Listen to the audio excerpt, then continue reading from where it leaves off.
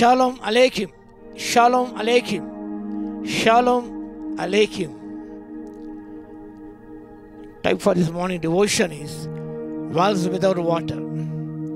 Wells without water. నీళ్ళు లేని బావులు. లేఖన భాగము అపోస్తలుడైన పేతురు రాసిన 2వ పత్రిక 2వ అధ్యాయము 17వ వచనం. The second epistle of Apostle Peter, chapter 2, verse 17.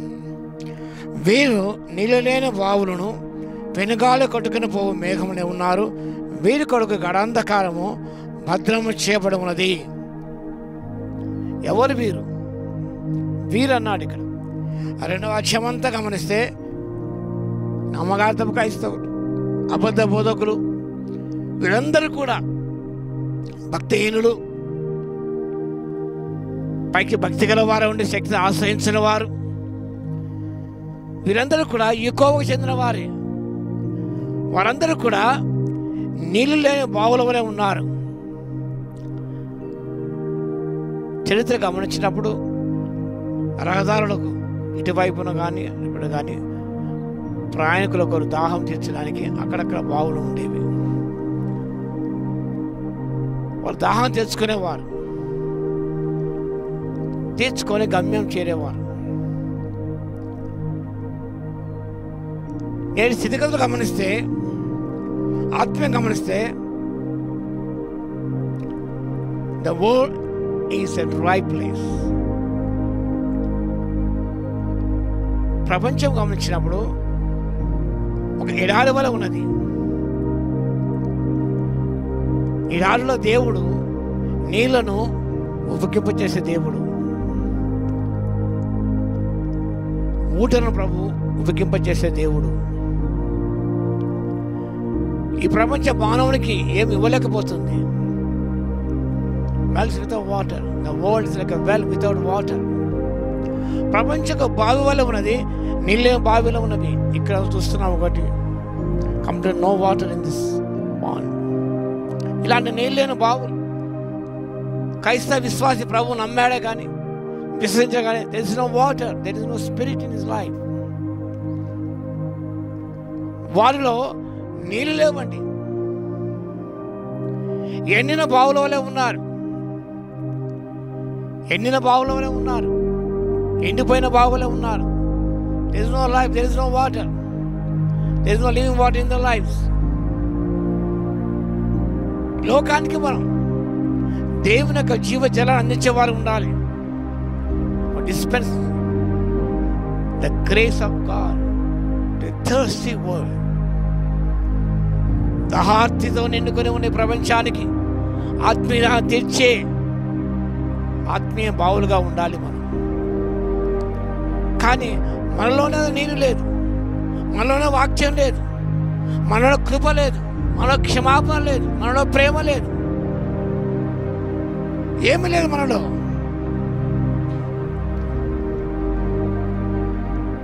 Well without water speaks the nothingness of man, the nothingness of the world. Nothing in the world can satisfy the deepest longings, the spiritual thirst. యోహాను సువార్త 4వ అధ్యాయం సమరయ స్త్రీ యాకోబు బావి దగ్గర వచ్చింది. మధ్యాహ్నం వేళ ప్రభువు సమరయతో సంభాషించినాడు. మా యాకోబు బావి దగ్గరకు వచ్చావు, ఈ నీళ్ళు తాగేవాడు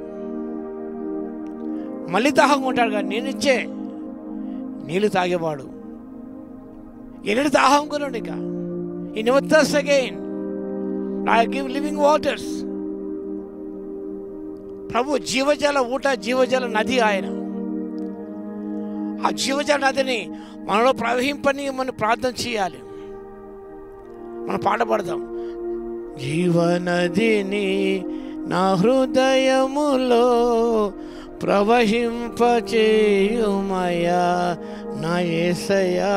జీవనదిని నా హృదయములో ప్రవహింపచేయుమయా.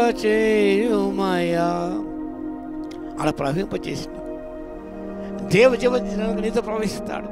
నీళ్ళను బావిలో ఉన్నావేమో, ప్రభు నీలో ప్రవేశిస్తే you'll become a well with water, living waters. can quench a thirsty person. దాహంతో ఉన్న వారి దాహాన్ని ఇవ్వగలవు.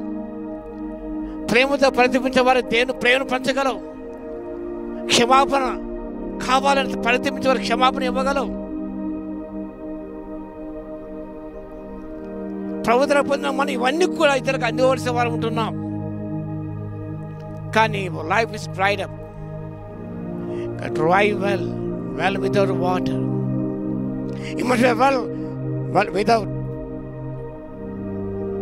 వాటర్ ఉన్నావేమో.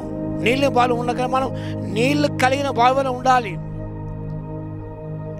aware with spiritual knowledge, aware with spiritual knowledge, aware with spiritual holiness, aware with compassion, aware with charity, ప్రేమ, దయ, ఔదార్యం, పరిశుద్ధత, ఆత్మీయ జ్ఞానం నిండుకున్న ఒక నీళ్ళని బావి వలెను ఉండాలి. Dispense the spiritual knowledge to others. Dispense the holiness to others. Dispense the charitableness. You have to dispense the compassionate heart, the compassion to others. ఇవన్నీ నువ్వు ప్రవహింపచేయాలి, అందించేవాడిగా ఉండాలి. కానీ నీవు ఎండిన బావిలో ఉన్నట్టు ఏం ప్రయోజనం నీ జీవితం? తిరిగి జన్మించిన వ్యక్తి, దేవుని ఆత్మ పొందిన వ్యక్తి నీళ్లు నేను బావి వలె ఉంటాడు.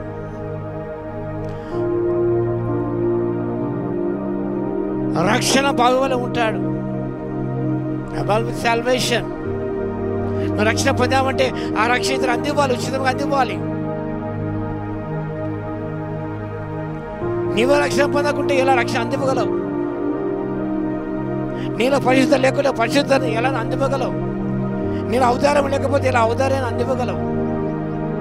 నేను కరుణ జాలి లేకపోతే ఇలా ఇతరులకు కరుణ జాలి చూపించగలవు?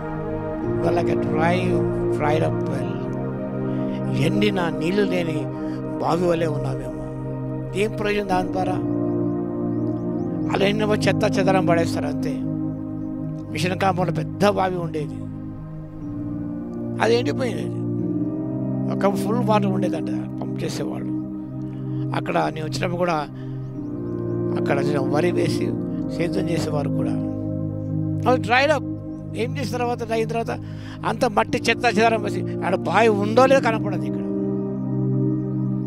కృష్ణకారులో కూడా, మహామన కృష్ణకారులో కూడా ఒక బావి ఉంది, మిషనరీ బావి తవ్వించి ఆ బావి లేదు, ఇప్పుడు ఎండిపోయింది కదా, పూర్తి చేశారు. ఏం ప్రయోజనం లేదు. అది పూడ్చివేయబడుతుంది. ఇక అంతే, గుర్తింపు లేక ఉండిపోతుంది. ఇక ఒకప్పుడు బావి ఉండింది ఇక్కడ. ఒకప్పుడు once upon a time there was a well. ఇప్పుడు ఎండిపోయావేమో, ఎండిన బావిలో ఉన్నావేమో.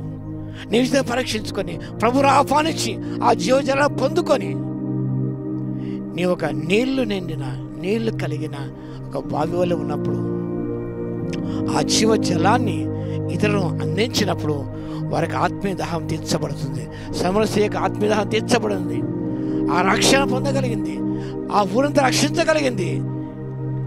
మెస్సియాను కనుగొన్నారు. ఎంత గొప్ప ధన్యత!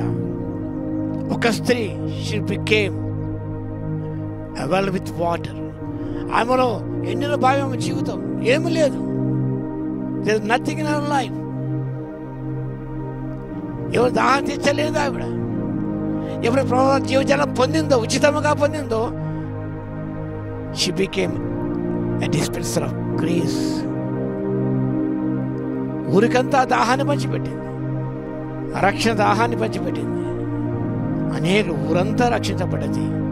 ఇంకా తాను ఒక రక్షణపు బావిగా మారిపోయింది. కాబట్టి సమరయులందరూ రక్షణ పొందగలిగారు. ఒక వ్యక్తిని, she became a well of salvation. అలా మారిపోదామా? ప్రభు శక్తి కొరకు ప్రార్థన చేసుకుందాం. ఆగడ మహోన్నతని మీ స్తోత్రం చెల్లిస్తున్నానా. ఇప్పుడు నీళ్ళని బావుల వల్ల ఉన్నారని సెలవిచ్చారు తండ్రి. ఎందరో జీవితాలు నీళ్ళని బావి వల్ల ఉన్నది, ఎండిన భూమి వల్ల ఉంది ప్రభువా. వాళ్ళకి ఎలాంటి జీవజలం లేదు తండ్రి. మీ ఆత్మ వారు లేదు ప్రభువా.